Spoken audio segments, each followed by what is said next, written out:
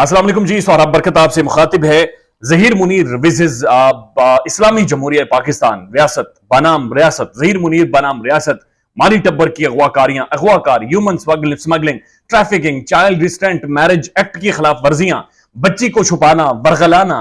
इस सारे मुकदमे और इसकी समात और इस केस के हवाले से बातचीत करेंगे। ऐसा महसूस हो रहा है जिस विकेट पर माली टब्बर खड़ा है, जहां पर वो ओवर के जो 25 ओवर्स थे गेम के, वो तो बड़े ठीक खेलता रहा, सीधे बल्ले से सीधी कोनी स्ट्रेट शॉट खेलता रहा और बड़े अच्छे से एक इनिंग्स बिल्ड करता रहा। 25वें ओवर के बाद अब ऐसा महसूस हो रहा है जैसे बॉल हिलना शुरू हो गई है, जैसे रिवर्स स्विंग होना शुरू हो गई है, जैसे बॉल अब स्विंग हो रहा है। और मेहदी अली काजमी 25वें ओवर के बाद बॉल की एक तरफ की शाइनिंग के साथ तगड़ी रिवर्स स्विंग कर रहा है और माली टब्बर के जो बैट्समैन क्रीज के ऊपर मौजूद हैं उनके लिए बड़ी मुश्किलात इस वक्त पेश आ रही हैं।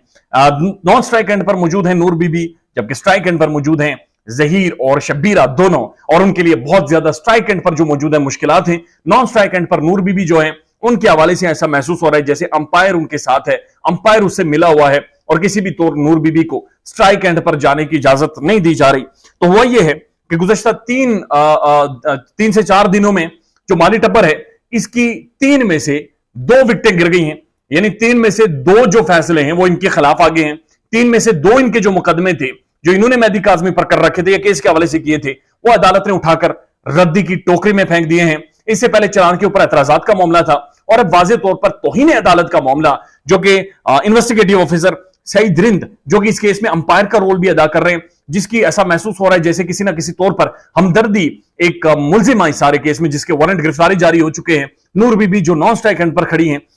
उनके हवाले से था, और दूसरा जो प्रोसिक्यूटर जनरल है फैज शाह साहब, उनके हवाले से। और ये माजी के सिंध हाई कोर्ट की कुछ एक जजमेंट थी, उनको लेकर इनके ऊपर तौहीन अदालत के मुकदमात बनाए गए थे कि उस वक्त बच्ची को फ्री विल यानी जाएं गपशप मारें और जहीरे के साथ चले जाएं। वो जो फैसला था उसके बाद बनता नहीं था कि ये चलान पेश करें, बनता नहीं था ये मजीद कार्रवाई करें। उसके ऊपर तौहीन अदालत की चूंकि कार्रवाई का मामला था तो वो भी उठाकर कोर्ट ने रद्दी की टोकरी में फेंक दिया है। तो बुनियादी तौर पर जो 2 मामले थे वो कोर्ट ने निपटा दिए हैं। अब तीसरी और सबसे अहम विकेट जो है एमएलओ की विकेट, यानी बच्ची के मेडिकल की विकेट, और ये सेंटर विकेट है और मेहदी काज़मी मुकम्मल तौर पर एक इन स्विंग यॉर्कर के लिए तैयार है और सामने जहीरा खुद खड़ा है। और ये इन स्विंगिंग यॉर्कर, इसके लिए 19 दफा चीजों को मुलतवी किया गया है, 19 दफा एडजॉर्नमेंट ली गई है, 19 दफा राह फरार इख्तियार की गई है, 19 दफा भागने की कोशिश की गई है। और हमने देखा है कि एमएलओ भी होगा, इंसाफ भी होगा, सजाएं भी होंगी, भुगतेंगे भी सारे, और तमाम तर हकाइक भी मंजर आम पर आएंगे। अभी तक की जो इतला थे जी, एक दफा फिर चूंकि जज साहब मोअज़्ज़ज़ जज छुट्टी पर थे और उनके छुट्टी पर होने की वजह से ये जो एमएलओ की दरखास्त है उसे मजीद एडजॉर्न कर दिया गया है, और जो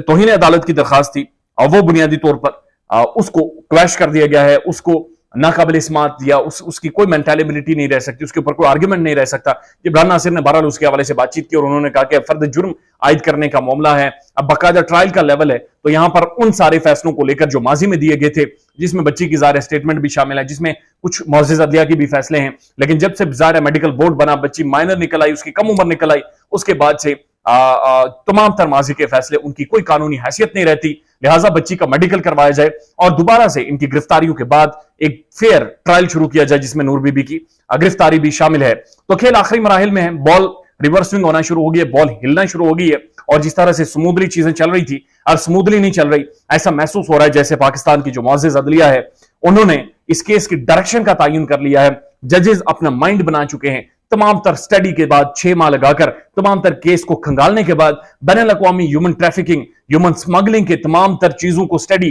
रिसर्च पेपर्स को स्टडी, इस नफ्सियात को स्टडी करने के बाद अब जो फैसले आ रहे हैं उनसे ऐसा महसूस हो रहा है जैसे केस सही डायरेक्शन में और बिल्कुल ठीक डायरेक्शन में जाना कम अज कम शुरू हो गया है। ख्याल रखिएगा अपना। अल्लाह हाफिज।